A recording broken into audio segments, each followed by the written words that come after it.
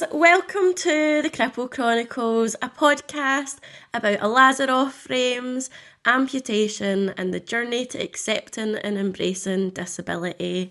My name is Becca and I am your host.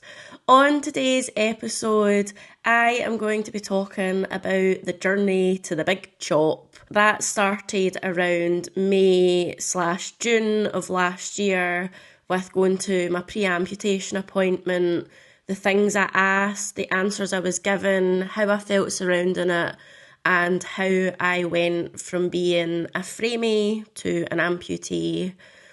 As always, if you're listening on YouTube, please like and subscribe. Audio platforms, rate and review. Anything you would like to get in contact with me, please email at cripplecechroniclespod@gmail.com, and I will get into this episode.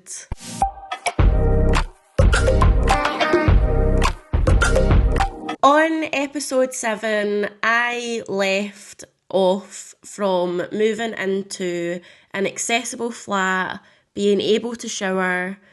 Me and my ex had gone out somewhere and I think we had been talking about amputation. I decided that I was going to get in contact with WestMARC, which is the West of Scotland Mobility and Rehabilitation Centre, and they deal with wheelchairs and prosthetics.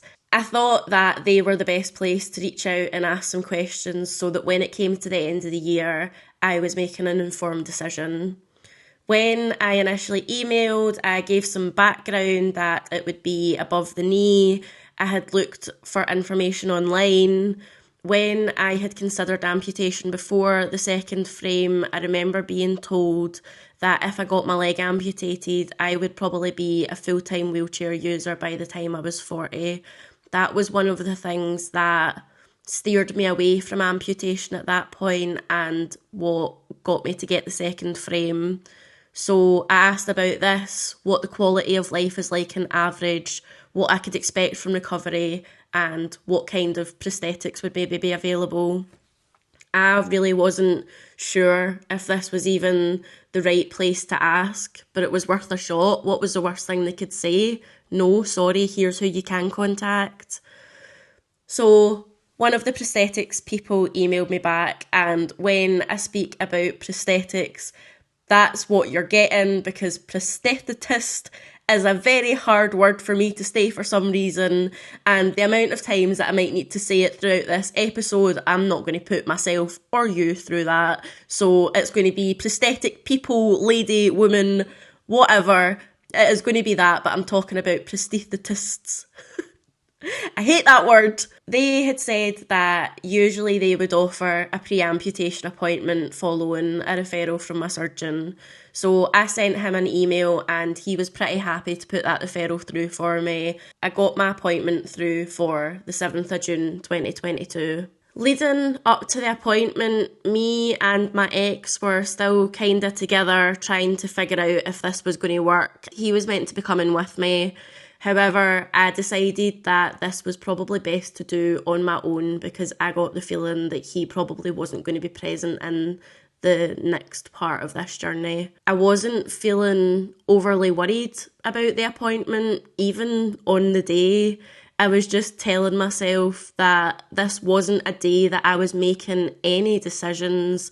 I was just getting a chance to ask the questions and get all of the information I needed to make the best decision for my quality of life. I didn't feel anxious until we entered the hospital grounds, and then I just started to feel really fucking sick. It felt all a little too real. Although amputation had always been at the back of my mind, it had always been a possibility, I didn't want this to be the outcome. I wanted nothing more than for my leg to heal and that I make this through without losing something else. Even a year ago, I was still feeling like it was going to be a loss. But having my leg amputated was anything but. I have gained so much since it and I am just getting started. When I went in, I was taken into the gym area of WestMARC where there was 2 people having a physio session. And I think seeing that initially was something that was so good for me, to see how others had went through limb loss were managing to adapt, and the support that was given by the physios. I had so many questions running through my head, as well as a list of about 25 questions that my dad had given me. Most of these I knew were probably going to be answered through whatever they might say, but watching the people who were engaging in physio was really interesting to see, because they were talking about the movement of the knee and the weight distribution through the prosthetic, and it was just good to hear that kind of side of it, even if at that point I hadn't made a decision yet. Initially, they asked about my mobility, my living situation, what I did for work before I had the accident, what things I'd do to keep myself busy, and then they started talking me through the journey and the process of what rehab might look like after an amputation. They gave me some rough stats. On average, under 50% of amputees walk again. That is then divided into above the knee and below the knee. Below the knee amputees have a higher success rate of walking again because they have more of their limb remaining, they have more of that muscle, more of the movement. But for above amputees, 1 in 4 walk again, because it is very hard work and there's lots of different things that go into being able to walk again. Even with that 1 in 4, that might just be somebody that goes out of their front door and walks 10 metres to get into their car. That stat was one of the main things that stuck with me from the appointment. It really scared me initially. 1 in 4 wasn't a high chance. I had a 25% chance of being able to walk again. Was that a gamble that I really wanted to take? It ended up coming down to this was something that had such a rare chance of happening in the first place. I shouldn't have survived that accident. I shouldn't still be here, and I am, and I have already beaten the odds on that. I ended up finding out that I was one of 3 people, basically in the whole of Scotland, that had had a frame that size on their leg. Why couldn't I be that 1 in 4? Why couldn't I be that 25% that would walk again? The physio chatted more about what to expect after surgery, the days following after having the bandages removed, and they would initially try me with a PAMAID, which is an inflatable bag that basically has a cage that goes around it which supports your weight. Because we were having the meeting in the gym, they were able to point out this PAMAID to me and explain how it works, which was really helpful to see. And when it came to the big chop, I knew what to expect.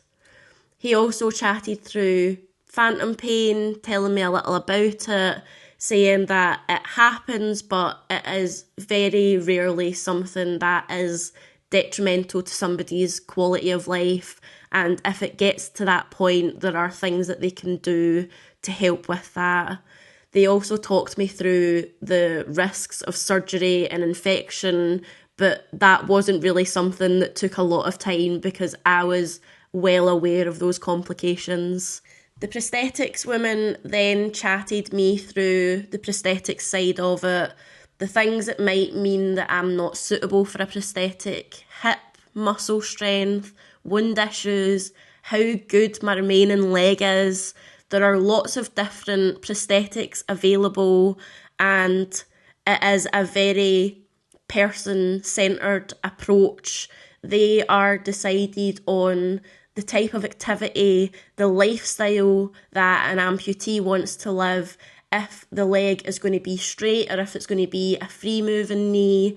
It is shaped to the person and it changes depending on what that person wants to do. They also chatted about being able to make your prosthetic look how you want to make it look. Some people go for having it uncovered, which is my preference, to be honest. I prefer having the metal out on my leg instead of having it covered with foam to look more like a leg, because I'm proud of the fact that I'm an amputee, and I think that my prosthetic is cool as fuck, and it's just basically like another accessory, so why wouldn't I want to show it off? She had also said that having an above knee amputation and using a prosthetic, you're probably going to use 60% more energy than that of somebody who is able-bodied, which is one of the reasons why people choose not to use a prosthetic limb, because of that added effort and energy drain. I'm an absolute sucker for statistics, and again, that seemed like such a high energy output. I was already so tired from having the frame on, but when I had been to a physio appointment after the pre-amputation appointment, I met with one of the trauma physios and we were chatting about it, and he had actually told me that people with fused knees usually use about 50% more energy than able-bodied people, so it didn't make it seem like such a big deal to me anymore, because I was probably going to use the same amount of energy whether I got my leg amputated or not. And with the frame on, I was using a shit ton of energy to even just exist. So back to the pre-amputation appointment, they had showed me a prosthetic leg, what it typically looks like. It was similar to the leg that I have now, with a belt to secure it on around my waist to make sure it's nice and tight. I had asked about muscle wastage, as I had mentioned back in 2020 when I was thinking about amputation. I was told that it was going to be a high likelihood that I would be in a wheelchair by the time I was 40 because of the strain on my muscles and on my body. The prosthetics lady actually told me that expelling more energy, yes, but prosthetics don't cause muscle wastage. They actually encourage muscles to work, and certain muscles need to be stronger for wearing a prosthetic. This was something that got to me, I think, because it was one of the bigger deciding factors of why in 2020 that I didn't get my leg amputated, and I almost felt like it was a way for my surgeon to get me to go for the frame, and I felt like I had kind of been tricked. I felt like I had the wool pulled over my eyes. I was told that I would be in a wheelchair by the time I was 40, and it was only going to be a year, and it ended up being those 2 years, and I found out that that wasn't really true. The physio had asked me if he could ask me a question to flip it on its head and help me make the decisions. After I had kind of chatted through this, he had said that it wasn't actually something that he usually asked to people, but I think it was a very good question because it did get me thinking.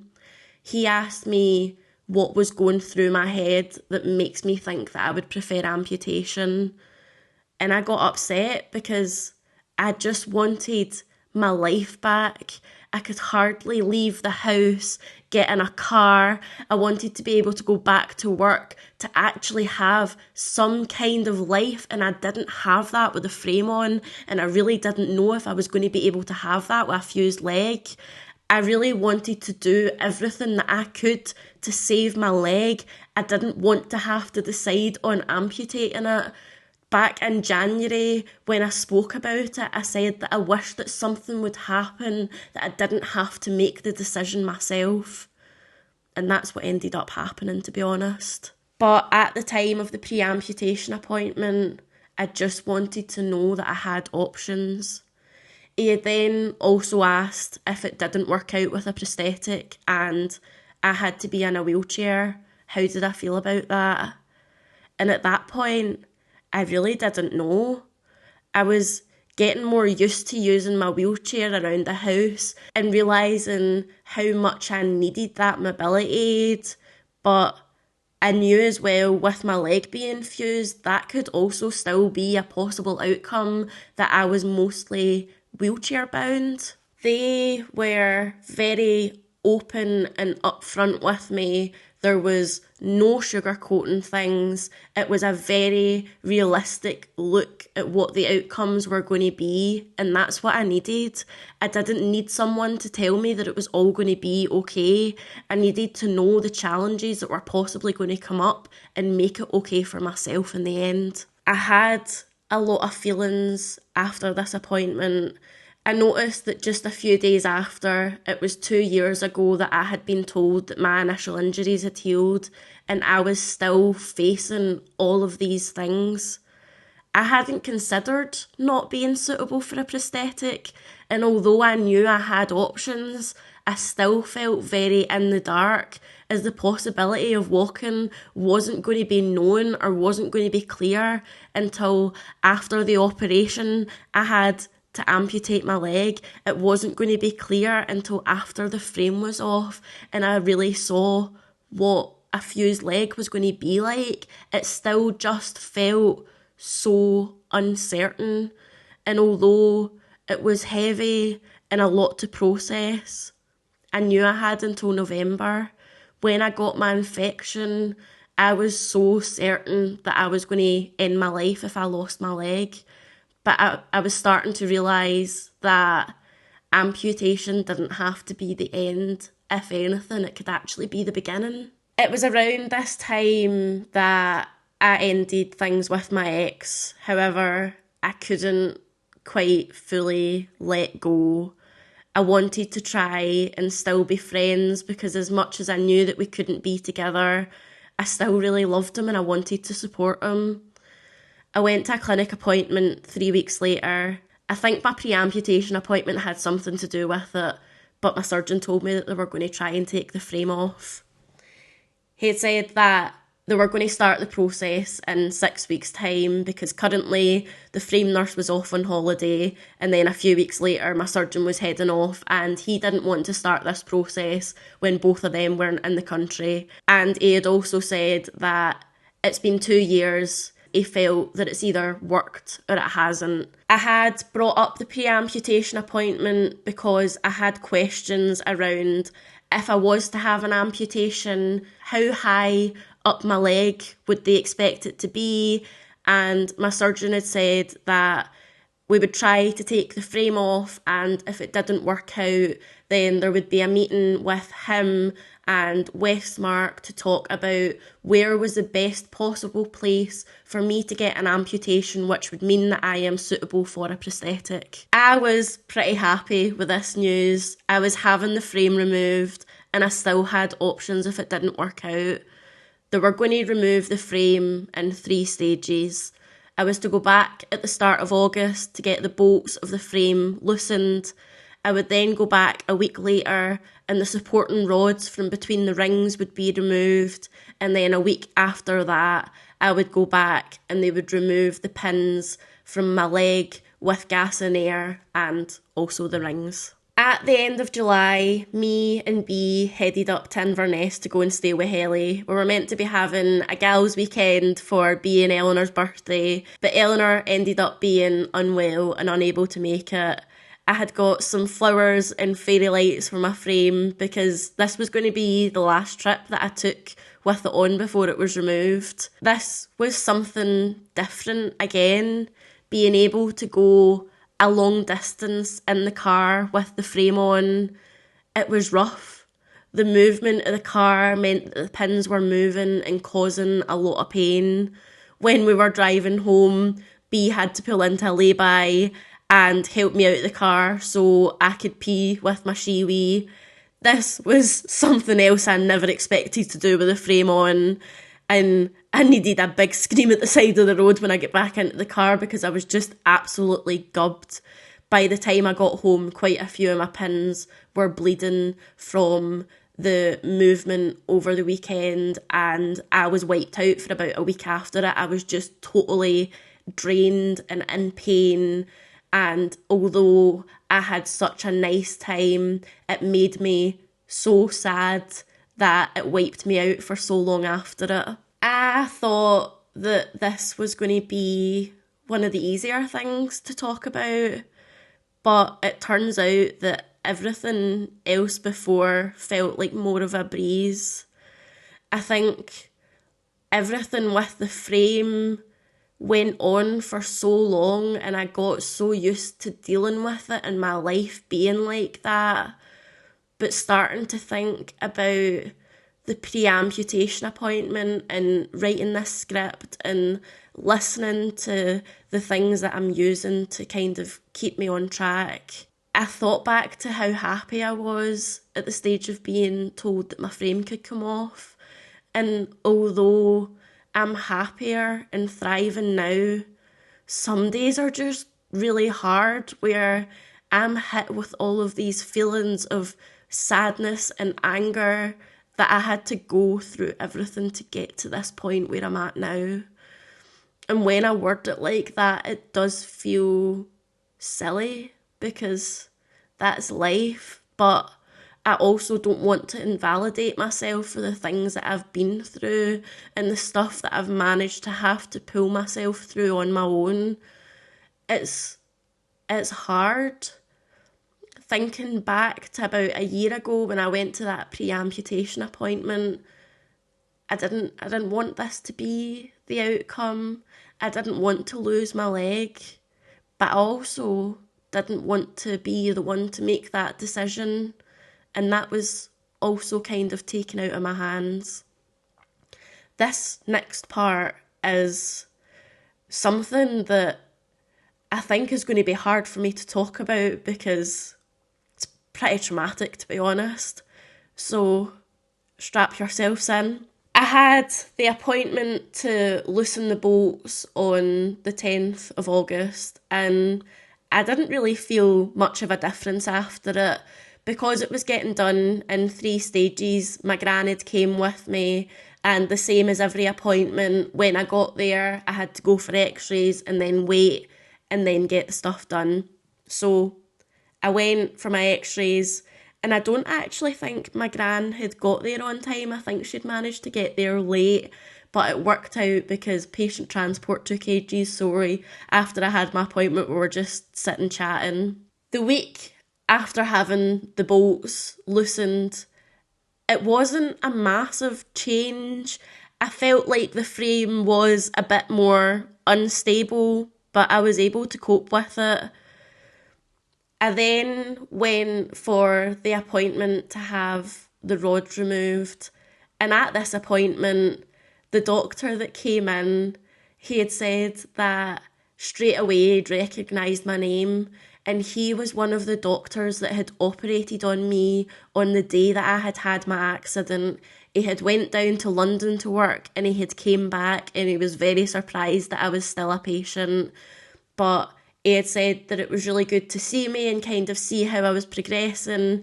And it felt like a full circle moment that somebody that was there at the very, very start doing that operation on me had went away and came back and was helping me finish this stage of the journey. Before I got up onto the table and they got their spanners out and started removing the rods, I was a bit apprehensive. I guess I thought that the rings wouldn't be stable and there would maybe be a lot of movement and the pins would irritate me. And I was asking about that and they had said that they could take it off in stages, that they could take a few of the rods out and then take the rest of them out and then remove the frame. But I decided just to go for it. So they started removing the rods and we were chatting away, talking about different things. I was talking about mental health and not getting a lot of support and how there's not a lot of support for Lazaroff frames and mental health, and that the one way I would go back to uni and redo the 6 months of training, I think it is, to get re-registered was if I could have a job, part of their team, being a mental health nurse with the frames. That is probably the only way I would go back into nursing, but I would do it in a heartbeat. The rods came out, I stood up, I managed to take about 5 steps and then I sat down in my wheelchair. I was sitting in my wheelchair for maybe 15 or 20 seconds, and then my leg just snapped.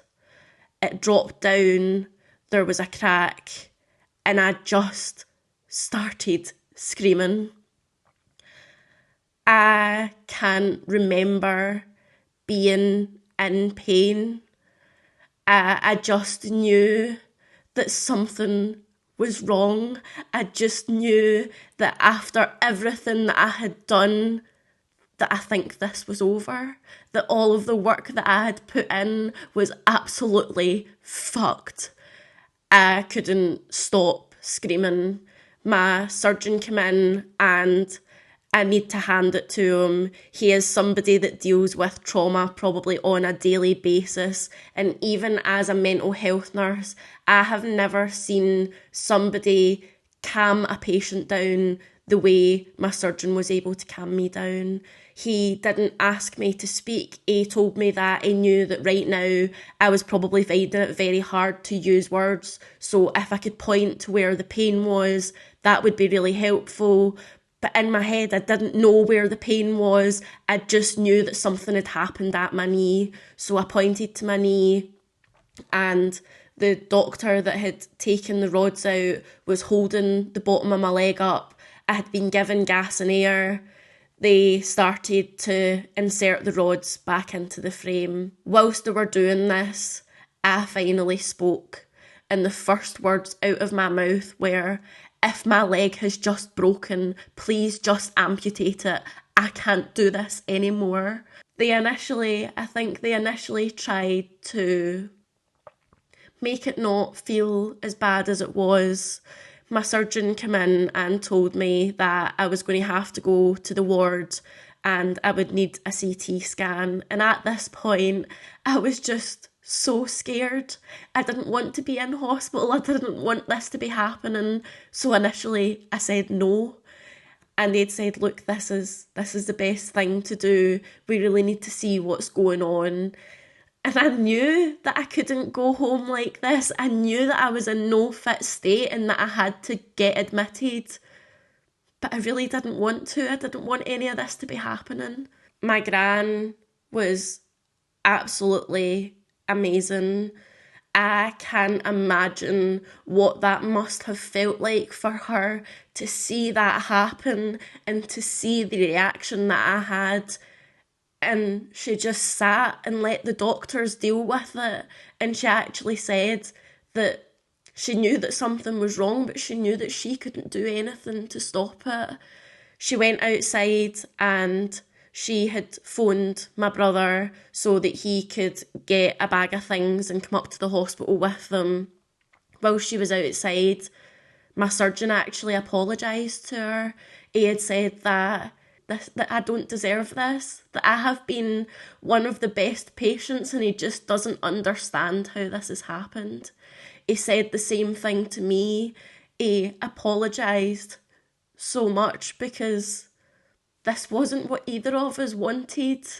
They had tried so hard to save my leg. I had tried so hard to save my leg. I had staff tell me when I would go for clinic appointments and that I was really struggling, that if they had to, they would drag me over the finish line. I was taken upstairs and I was in the room waiting, and Ryan and his girlfriend come up with a bag, and I spoke to Eleanor, and straight away when I phoned her, I just started crying, and I know she could tell that something was really wrong, and she had that exact same feeling that she thought she had to come to Glasgow. But I didn't know how long I was going to be in the hospital for. I didn't know what was happening at this point, so I told her to please just stay in Leeds for now. As much as I know that you want to be here and support me, I don't know what's going on at this point. I then spent the next 5 days waiting for a CT scan. I was going absolutely out of my mind. I didn't know if my leg was broken or not. They were telling me every single day that I was going down for a CT scan and then telling me, "Sorry, actually, you're not getting taken today." I think it got to the Saturday and I was finally taken downstairs to the imaging department. And when I was lying on the bed, it was the x-ray machine, and I had said to them, look, I'm actually meant to be getting a CT scan, not an x-ray. And they went away and they looked and they came back and they said, well, the CT machine that you need because of the metal in your leg, there's nobody here to actually operate it over the weekends, so we're just going to give you an x-ray. And I was so confused.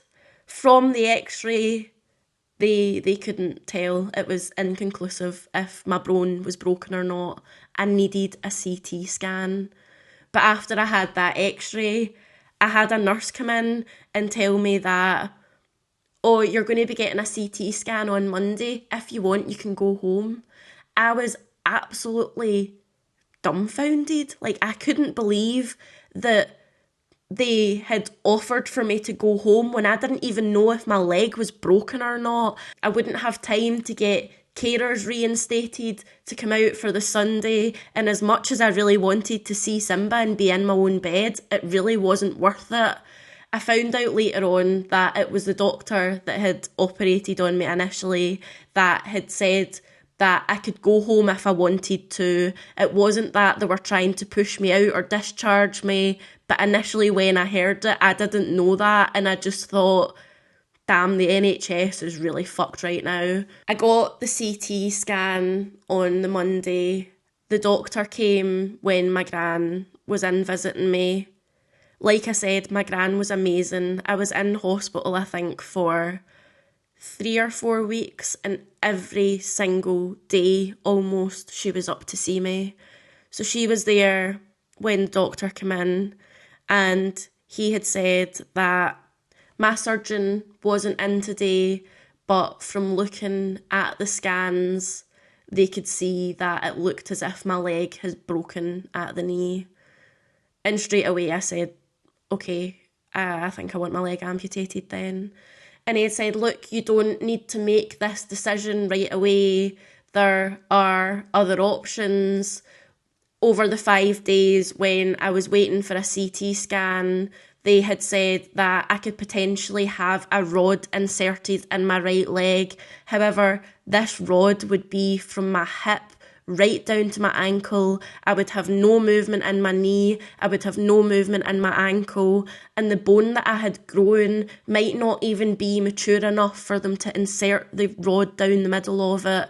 And there was still the risk that if I got this rod inserted in my leg, that my bones would disintegrate and I would have to get my leg amputated anyway. After this, it was pretty quick. My surgeon came to see me on the Tuesday or the Wednesday, and we spoke about having a vascular surgeon involved, because although my surgeon has performed amputations, it's always better to have somebody who does them routinely to deal with blood loss, things like that, veins. I was then told that I would be having my surgery for amputation on the 28th of August. I was scared, but I wasn't really scared.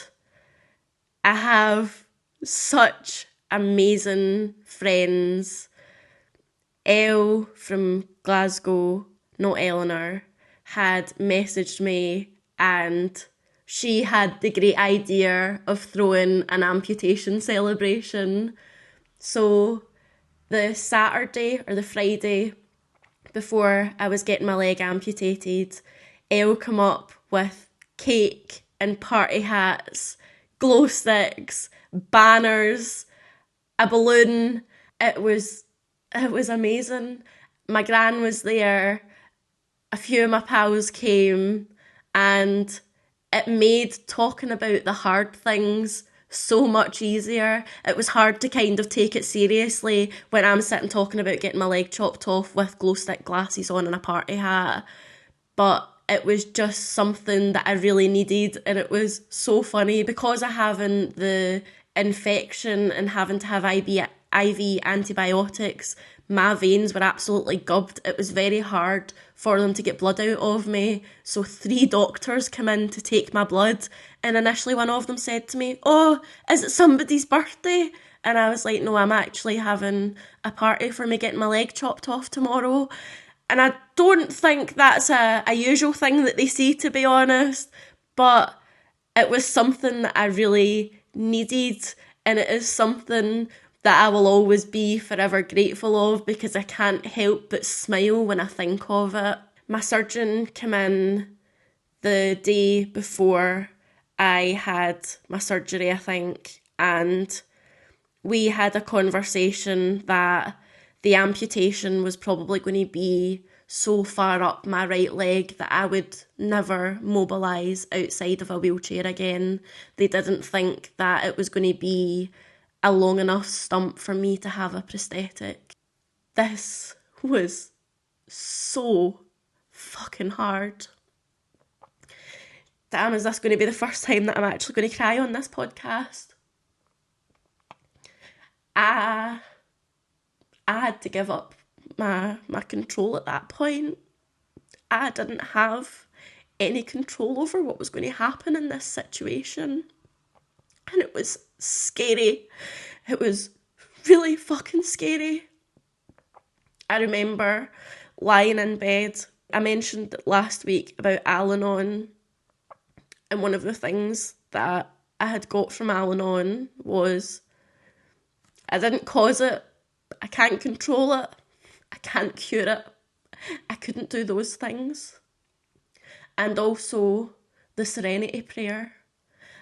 I am not a religious person, but I must have said the Serenity Prayer 5 or 6 times before I went for that operation.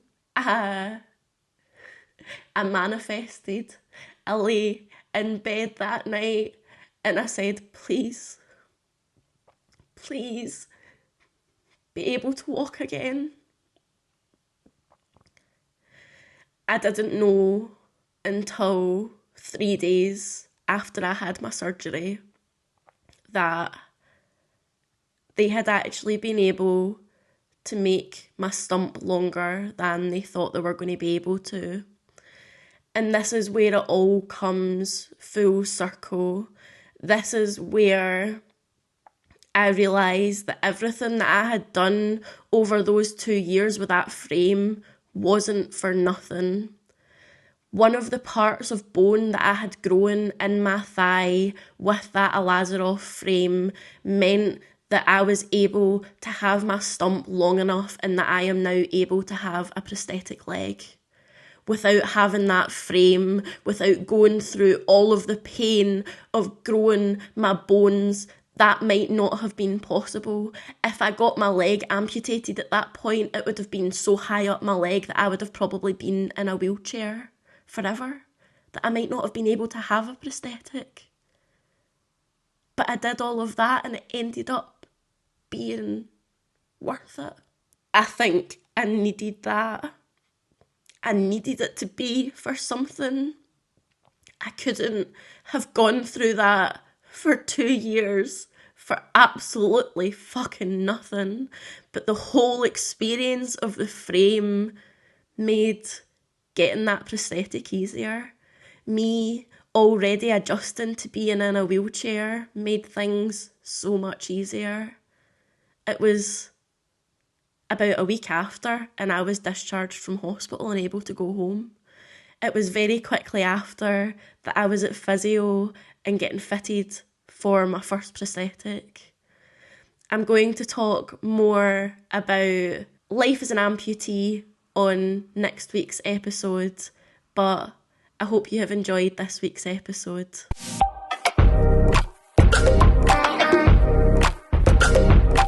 Thank you so much for listening to this week's episode of the Cripple Chronicles. I didn't think that I was going to get that emotional with that, to be honest. I thought I had kind of got the emotions out last night after I had finished writing this script, but clearly not, and it's going to be fun to edit it because I'm pretty sure when I edit it I'm going to end up crying again. But I hope you have enjoyed this episode of the Cripple Chronicles. Please rate and review on audio platforms, like and subscribe on YouTube, leave a comment. Follow me on Instagram and TikTok at Cripple Chronicles Pod. If you have anything that you would like to email me, please email me at crippleschroniclespod@gmail.com. Damn, I'm getting fucking good at this, man. Being able to hit this out in the one go. I hope you have a lovely week and I will see you next week. Thank you so much for listening. Bye!